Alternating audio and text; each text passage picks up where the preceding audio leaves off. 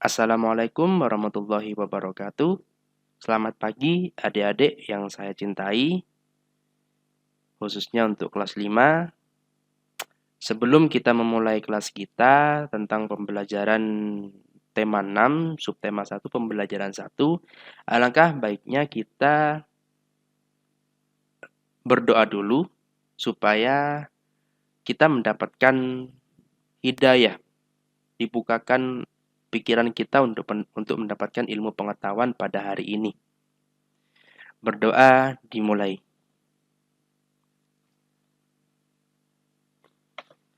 Baik, terima kasih atas waktunya dan atas doanya. Kita kembali ke slide. Coba kalian amati gambar di bawah ini. Di sini ada 3 gambar yang perlu kalian amati.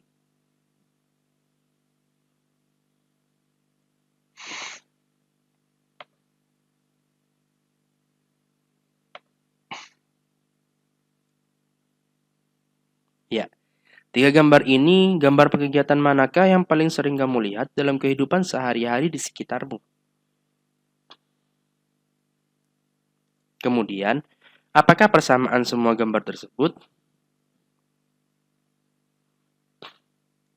Gambar pertama itu menunjukkan bahwa adanya seorang laki-laki yang sedang berjemur. Gambar kedua menunjukkan di mana seorang ibu sedang menjemur pakaiannya agar kering. Gambar ketiga adalah air yang mendidih yang berada di atas kompor yang sedang menyala.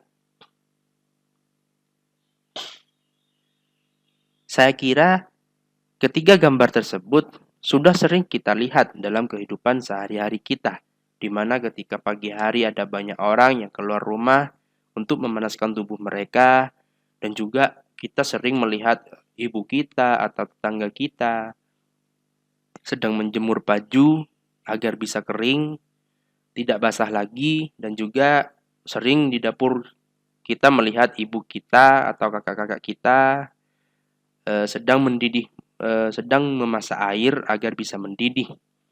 Persamaannya apa dari ketiga gambar tersebut? Persamaannya adalah dari ketiga gambar tersebut itu memerlukan apa itu yang dinamakan dengan panas. Bahasa sederhana dari kalor. Apa itu kalor? Apakah yang dimaksud dengan kalor atau energi panas? Panas atau kalor adalah energi yang berpindah akibat perbedaan suhu. Sumber energi panas adalah benda yang dapat menghasilkan energi panas. Sumber energi panas tersebut ada 4. Yang pertama adalah matahari, yang kedua adalah api, yang ketiga adalah listrik, yang keempat adalah gesekan dua benda. Sumber energi panas dari matahari yaitu adalah matahari diperlukan oleh tumbuhan dalam proses fotosintesis. Selain itu, matahari memiliki manfaat untuk menghangatkan bumi. Jadi misalkan seperti ada bunga. Tanpa adanya matahari, maka tumbuhan-tumbuhan seperti bunga tersebut tidak akan tumbuh. Jadi mereka akan layu. Yang kedua adalah api. Api merupakan salah satu sumber energi panas.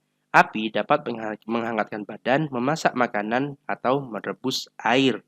Dengan api, kita dapat memasak makanan atau merebus air yang dihasilkan dari kompor, misalkan seperti gambar yang tadi. Listrik merupakan sumber energi panas yang praktis. Listrik dapat berubah menjadi energi panas seperti magicom, setrika, dispenser, dan kompor listrik. Gesekan dua benda juga menghasilkan energi panas, seperti ketika kita menggosokkan kedua telapak tangan kita saat kedinginan, atau menggesekkan dua buah batu yang dapat menghasilkan api.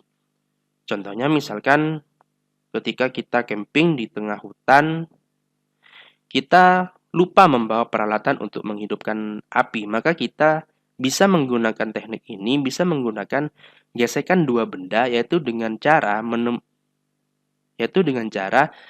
mencari dua batu untuk bisa kita gesek, kemudian gesekan tersebut akan menghasilkan api.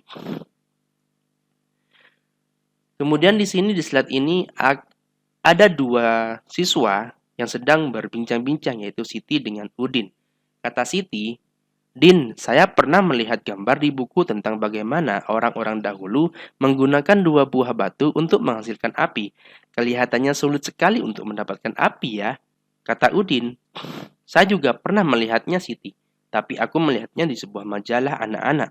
Beruntung kita dapat membaca ya, Siti. Ada banyak media cetak yang berisi informasi penting yang dapat menambah pengetahuan kita. Lanjut Siti. Betul Udin, membaca merupakan salah satu kegiatan kegemaranku. Kita beruntung.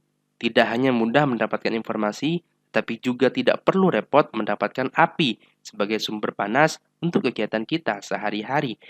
Jadi di sini adik-adik siapa nih yang kegemarannya seperti Siti yaitu gemar membaca atau seperti Udin juga gemar membaca.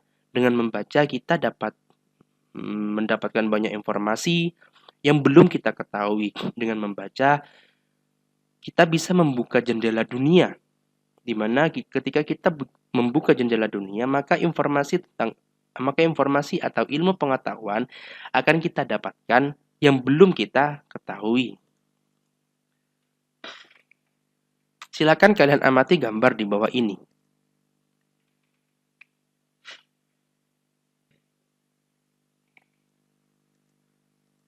Baik, teks eksplanasi. Dalam kehidupan sehari-hari, banyak dijumpai teks penjelasan berupa informasi pada berbagai media. Teks yang berisi penjelasan tentang berbagai peristiwa yang terjadi di sekitar kita disebut dengan teks eksplanasi.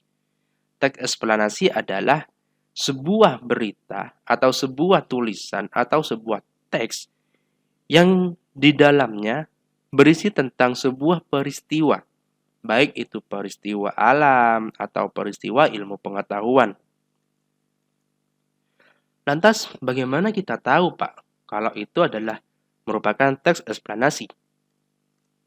Ini ciri-cirinya. Ciri-ciri teks eksplanasi yaitu adalah 1. Informasi yang disampaikan bersifat fakta atau kenyataan. Jadi di dalam tubuh teks eksplanasi, informasi yang disampaikan oleh penulis itu bukan karangan, tapi memang benar-benar terjadi.